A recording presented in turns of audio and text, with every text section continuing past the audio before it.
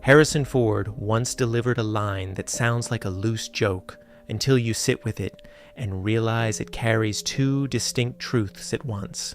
He said, "As a man, I've always felt Irish. As an actor, I've always felt Jewish."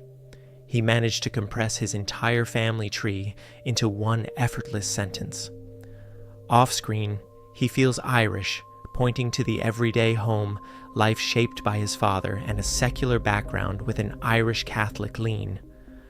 On-screen, he feels Jewish, capturing the dry intelligence, the moral complexity, and the outsider edge he brings to his famous roles. He turns his genealogy into character, and then turns character right back into genealogy. Coming from him, it sounds like a casual shrug holding a hidden family history, but the joke only lasts because the genealogy behind it is absolutely real. If it were just a clever performance, it would completely fade. His mother was Ashkenazi Jewish, the daughter of immigrants from Minsk in the Russian Empire. His father's side traced back to Irish Catholics, with some German roots mixed in.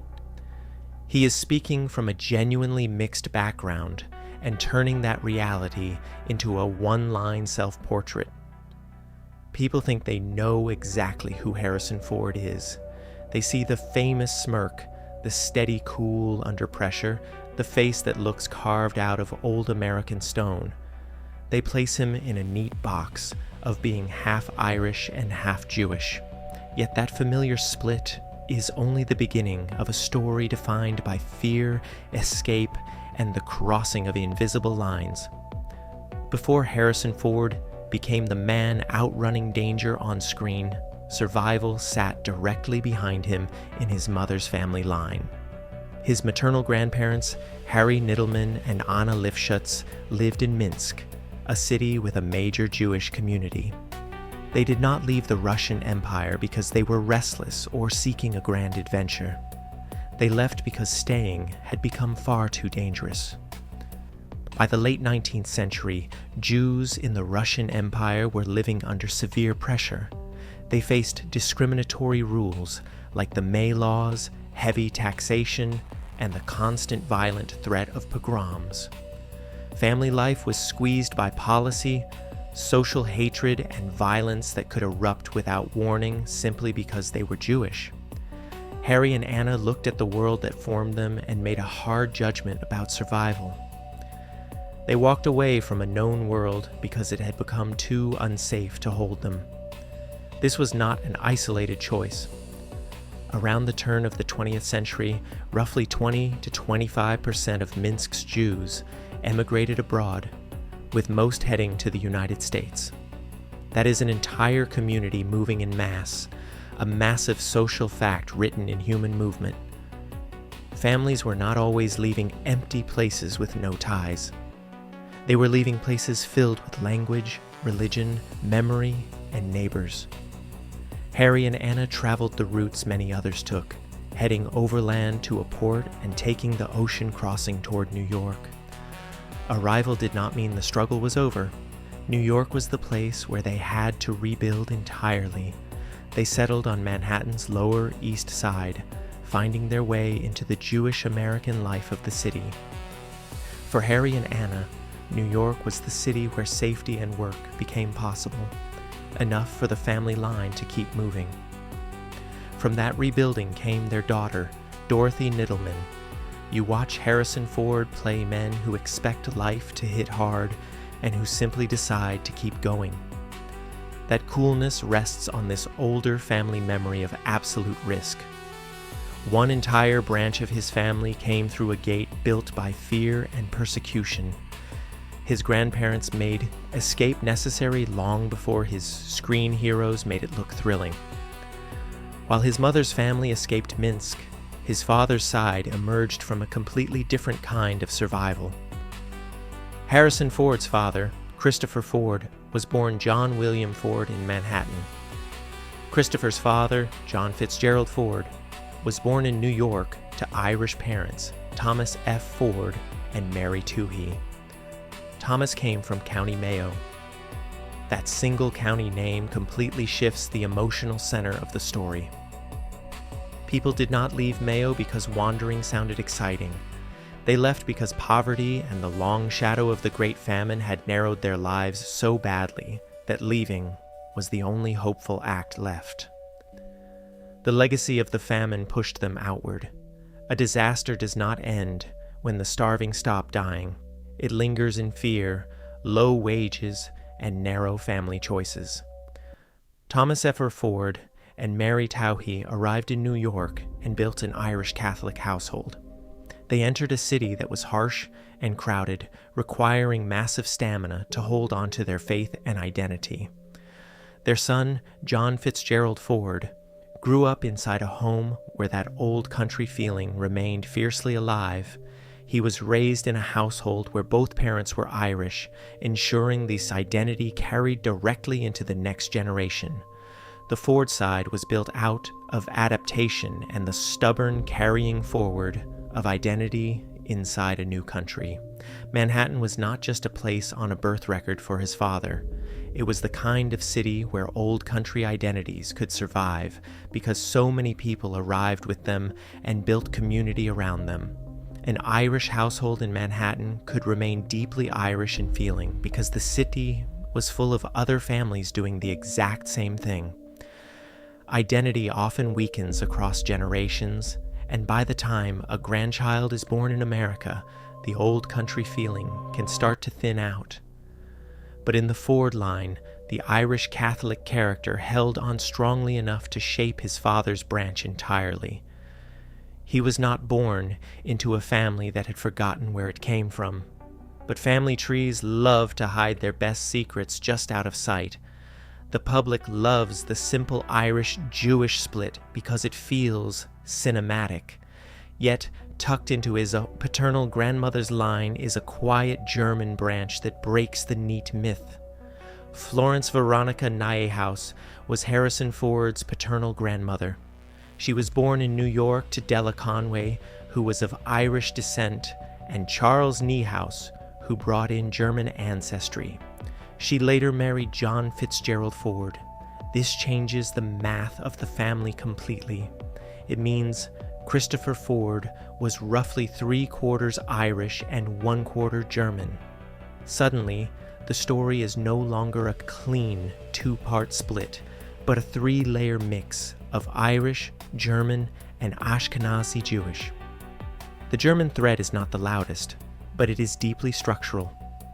It proves that real ancestry almost always refuses the cleanest version people want to tell. Real families branch, overlap, and carry extra threads that never make the headline but still belong to the cloth.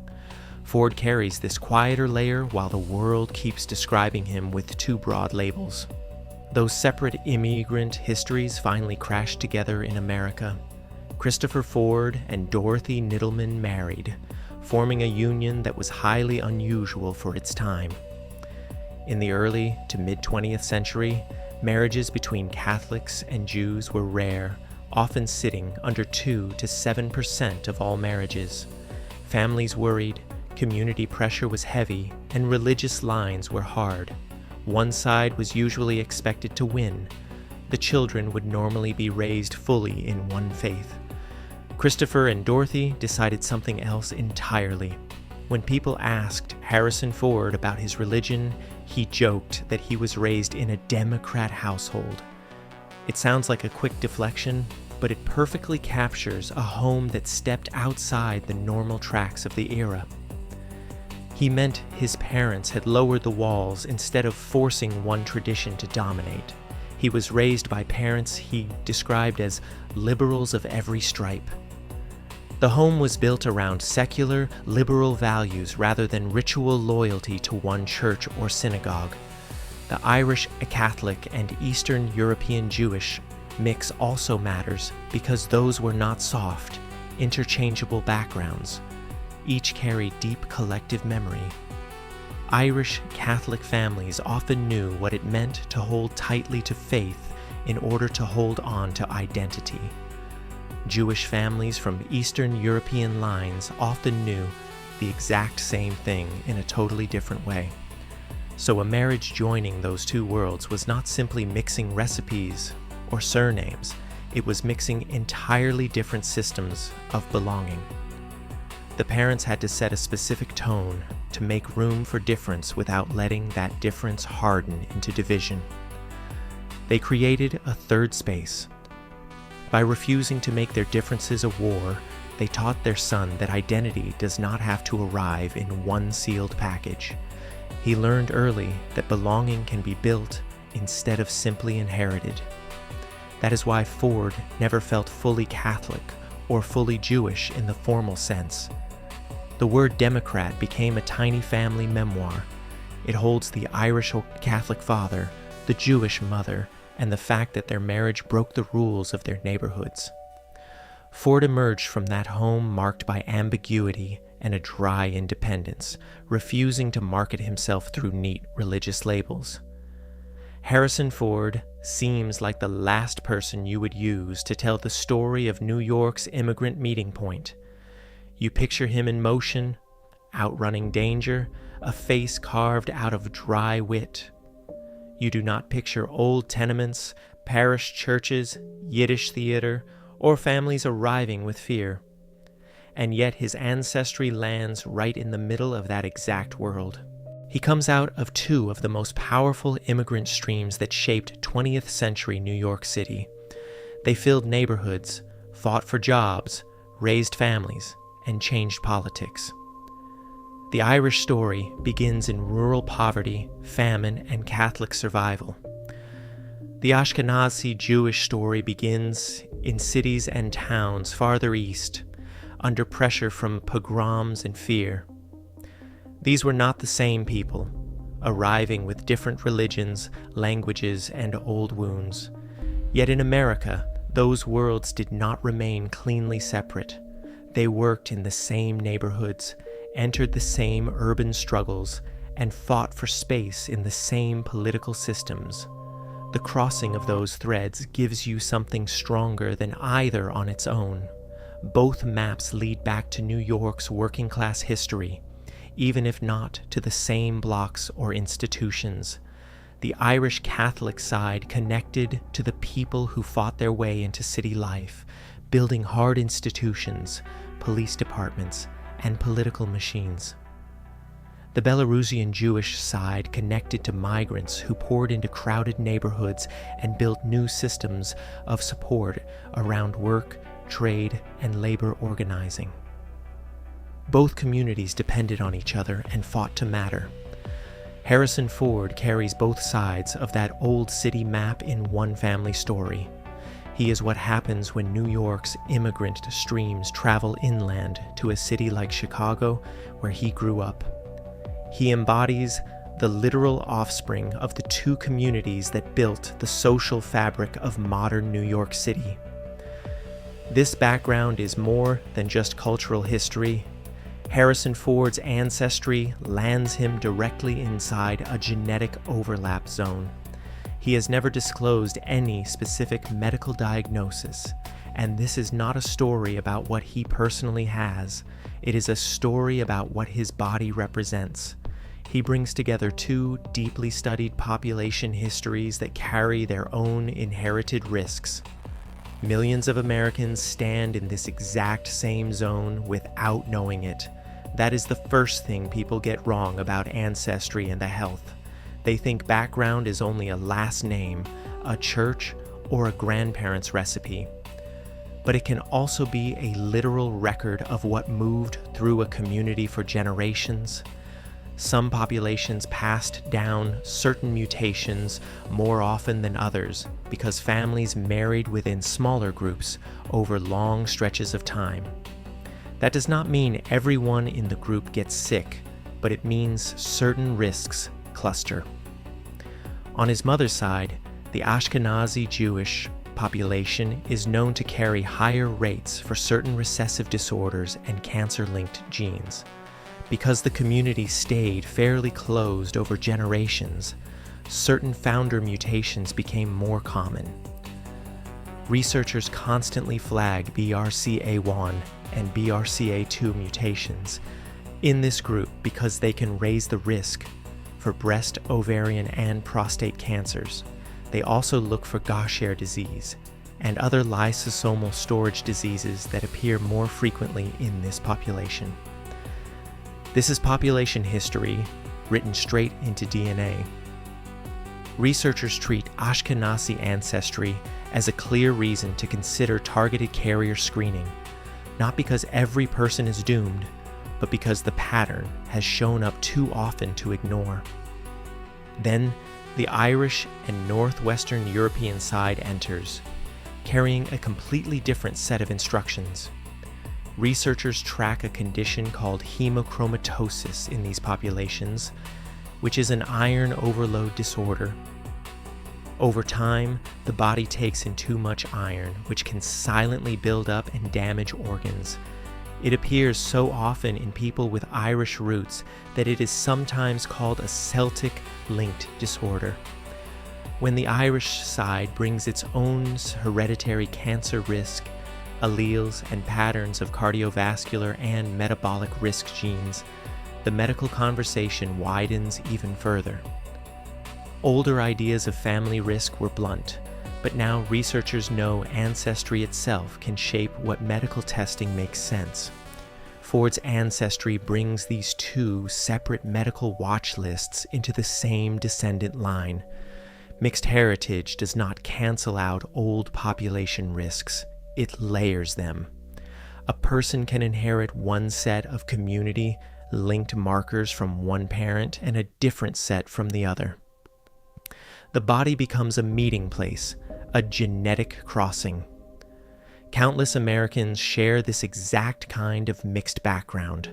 They might grow up thinking of their Irish and Jewish roots as fun family trivia, never realizing that health experts routinely track ancestry-linked markers for exactly these combinations. Ford puts a highly recognizable face on a reality that millions live with. The body simply does not forget where communities came from. Harrison Ford became the face of American confidence. When he crosses the screen as Han Solo or Indiana Jones, he projects an independence and toughness that the whole world reads instantly. But the man inside those adventure roles is the literal descendant of Eastern European flight and Irish Catholic poverty. His ancestry tells the story of two communities that lived side by side, shared the same urban struggles, and slowly became American together. He is what happens when those old divisions finally blur. He inherited a mix of survival instincts from Minsk and County Mayo, raised in a rare, open-minded household. He did not offer himself to the public as one simple thing. He offered a dry smile and a single sentence that perfectly balanced his split history. As a man, he felt Irish. As an actor, he felt Jewish. Underneath the swagger sits a family line shaped by famine, discrimination, and a refusal to quit. When you look at him, you are seeing two old worlds that once stood far apart, finally meeting in America and becoming one of the most famous faces in film.